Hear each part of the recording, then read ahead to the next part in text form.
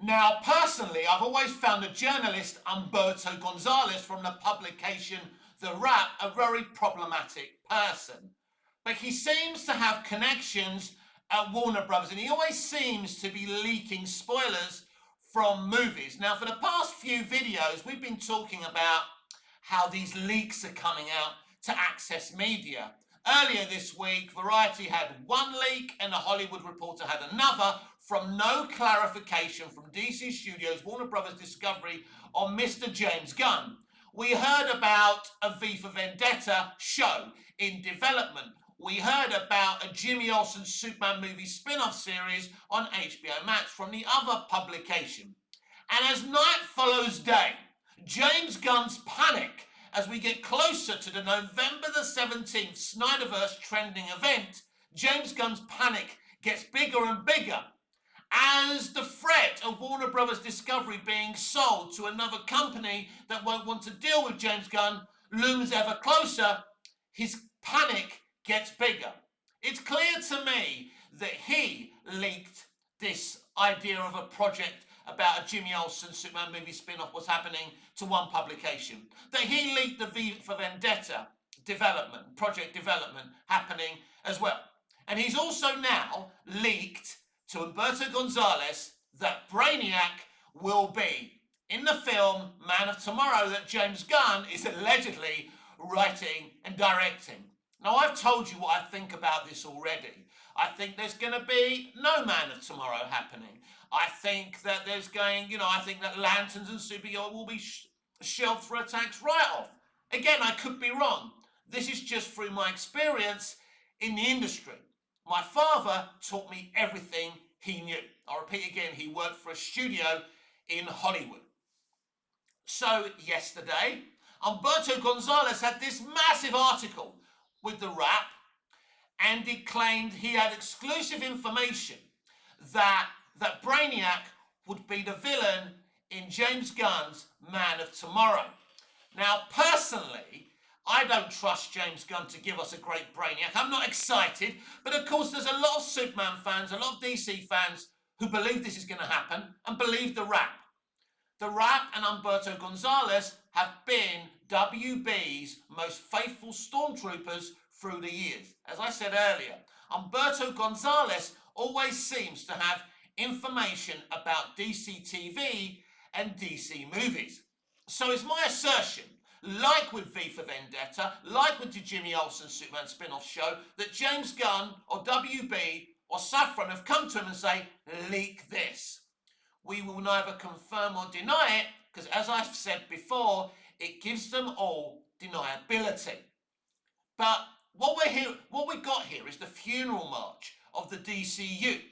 And they're so panicked and they're so scared that Superman didn't really garner interest, that it only made around 615 million.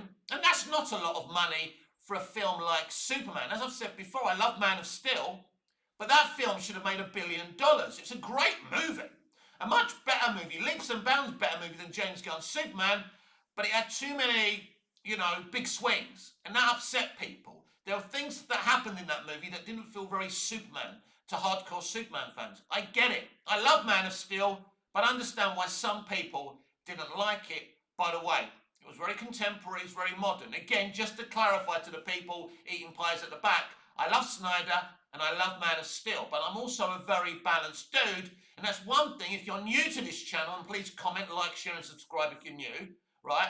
You're going to find out that I'm a very balanced individual. I will say something that may seem negative about James Gunn, but when there's something positive to say about the man, I'll say it.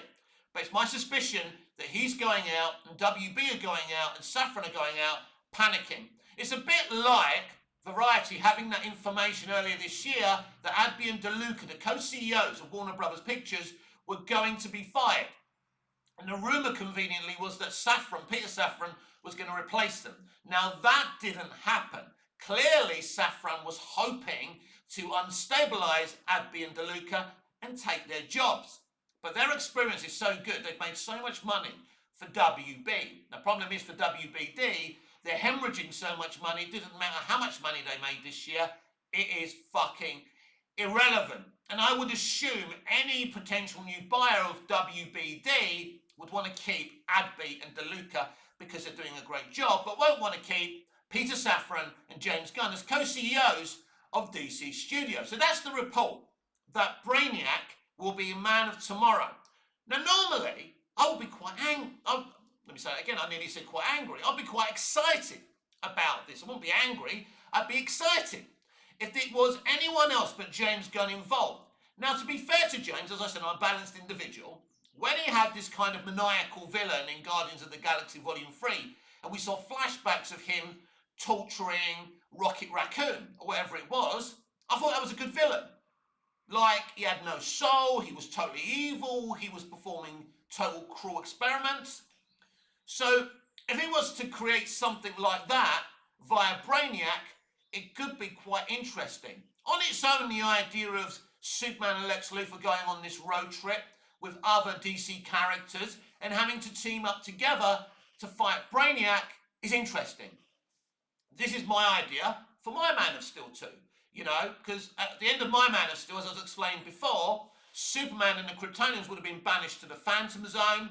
Brainiac arrives, and then, you know, Zod and the Kryptonians and Superman band together to escape from the zone, and then they have to unite to fight Brainiac, and then Zod sacrifices himself to save Superman's life from Brainiac. I thought that was a really good idea. So on its own, you know, Lex and Superman banding together to fight Brainiac sounds kind of good, but it's all about the execution. But I am really miffed about this whole situation. You're about to sell your company. Your Superman movie didn't do well enough, right? And it wasn't a particularly great movie. My sources have told me that David Zaslav hated James Gunn's Superman, right? And ordered changes, ordered a reduction in the runtime, you know, ordered it to be re-edited because the way he saw it, it just was, well, Zaslav believed, from what I've heard, allegedly, that it was unreleasable. But I'm confused, right? You're selling the company.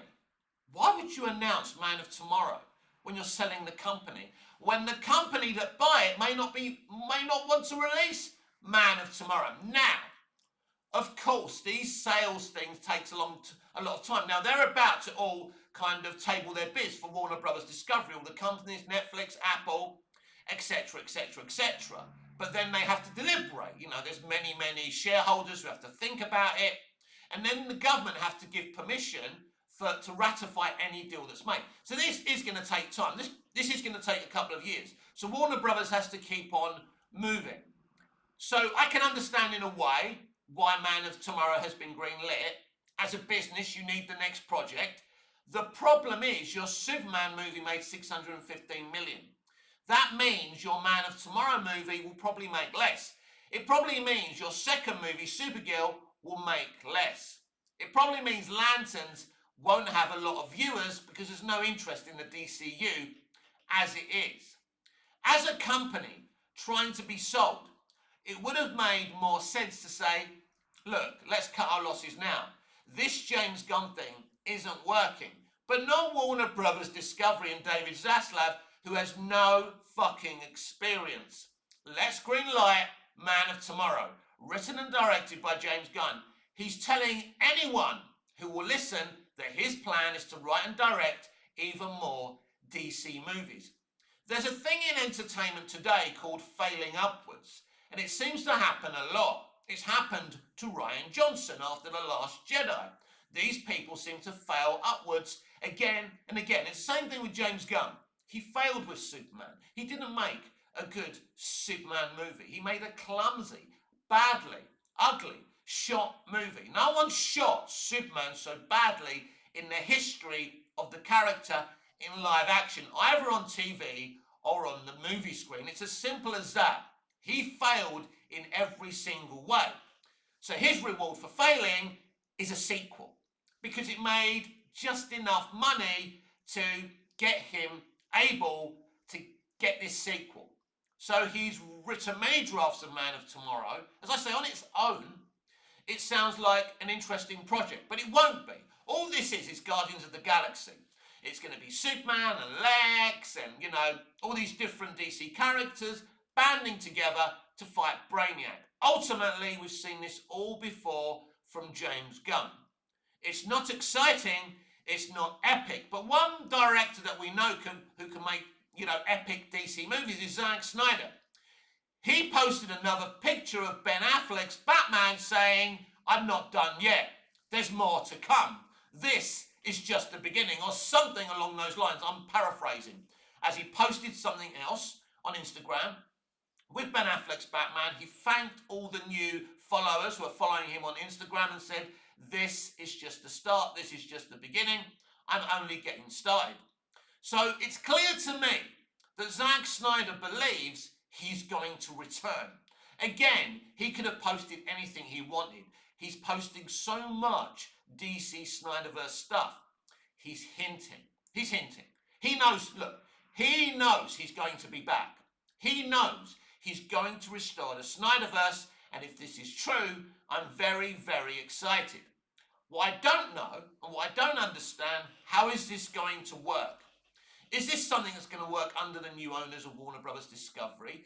Is this something that's going to work immediately? Has James Gunn agreed to allow Zack Snyder to restore the Snyderverse? I have no idea.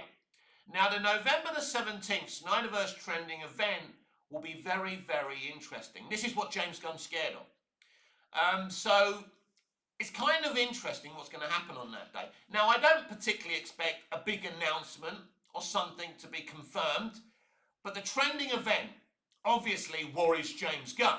The impending sale of Warner Brothers Discovery clearly scares James Gunn enough to put these leaks through Access Media about new projects that probably will never ever happen. I like to inform people accurately. I don't want you to get your hopes up, right? If you're excited about what these James Gunn projects are. I believe that V for Vendetta, the Jimmy Olsen spin-off show, and now this Man of Tomorrow movie, I don't believe they're ever going to happen. Now, if you believe what Access Media is saying, that James Gunn's Man of Tomorrow will go into production in April. So we'll wait till April to see if that actually happens. It's my belief, and again, I'm quite comfortable with being wrong. I'm more right than wrong on social media and on this platform, but it's fine to be wrong. But I don't believe Man of Tomorrow will happen or ever see the light of day, or V for Vendetta, or this Jimmy Olsen spin-off show. This is all about creating false hype, false excitement, because right now James Gunn's DCU has no hype, has no excitement, and nobody fucking cares. The usual people are getting excited about this leaked rumour from Umberto Gonzalez from the Wrap that Brainiac will be the main villain in Man of Tomorrow. They're spreading it about, they're getting hyped. One account with a lot of followers says, "I might start getting into James Gunn's DCU." Of course, yeah. They're all his stormtroopers, right? They're all there. They're all there to create this false hype on social media. The reality is that people saw this film, shrugged their shoulders and moved on and said, "You know what? This isn't epic. This isn't exciting. And I'm not interested in it." And James Gunn knows this. And this is why the panic and the nervousness has come in. This is why he's allowing Access Media to leak all this shit. What happened when James Gunn first took over and we were told he was going to plug all the leaks? Because when the DCEU was happening and was an active franchise, we had leaks upon leaks. Well, here's the thing. James Gunn is responsible for these leaks. That's the thing. So we're just now, the DCU is just as bad as the DCEU for leaks. But it's Gunn doing the leaking because he's really, really scared. He's really, really panicked because he knows the impending sale of Warner Brothers Discovery means curtains for him. He knows this impending November the 17th Snyderverse trending event means curtains for him, right? Remember when he made fun of the sell Snyderverse to Netflix thing, right? Called it a freaky idea or whatever he called it, right? He made fun of it. The reality is that Netflix could be buying Warner Brothers Discovery and they could be, sell Snyderverse to Netflix. If they buy WBD, they get the Snyderverse as well. They have a strong relationship with Zack Snyder, so it's looking like James Gunn could get egg on his face. He's panic-stricken. He's really, really worried. and that's why he's leaking all this stuff. I can see through what they're doing and what James Gunn's doing, and you need to as well. This is just false hype. I believe the DCU is dead. We may never see another DCU project again. Here's hoping.